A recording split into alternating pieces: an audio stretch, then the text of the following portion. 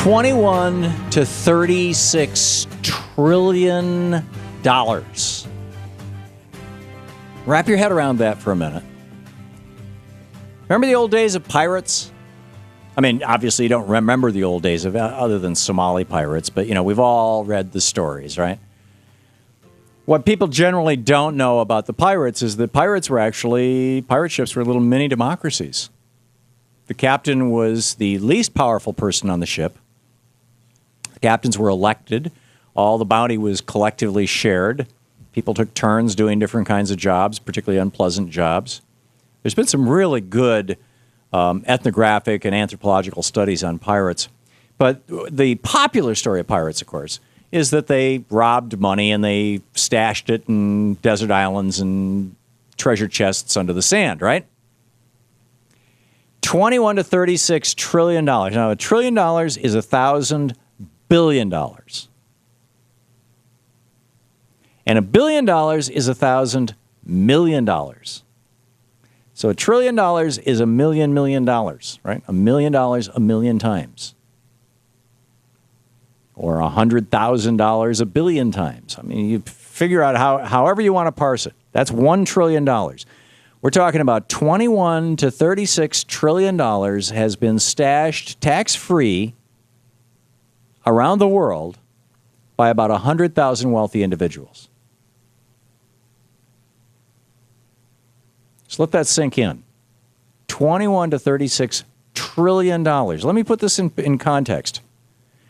The gross domestic product of the United States of America, which is, by the way, the largest GDP in the world for a single country,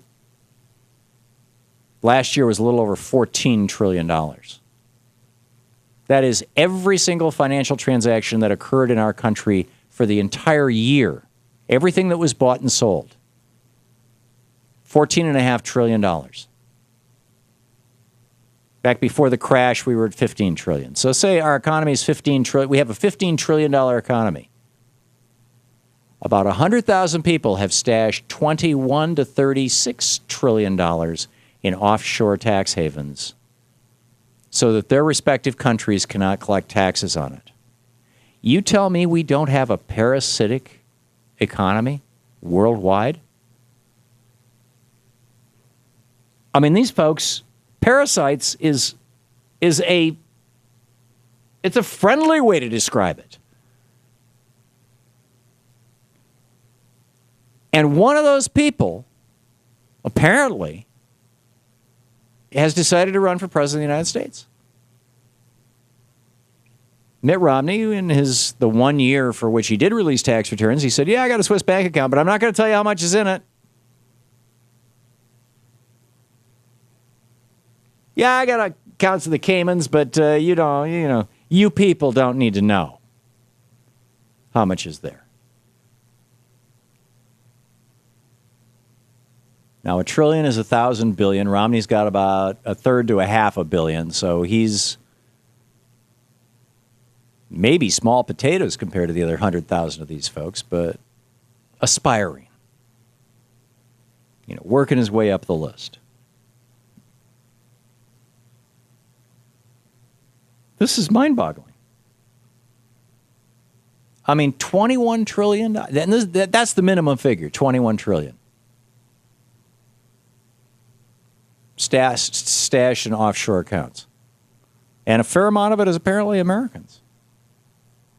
Given that, we're the richest country in the world, our billionaires combined with the rest of us and have about $41 trillion worth of wealth. That's the United States, okay? That $41 trillion.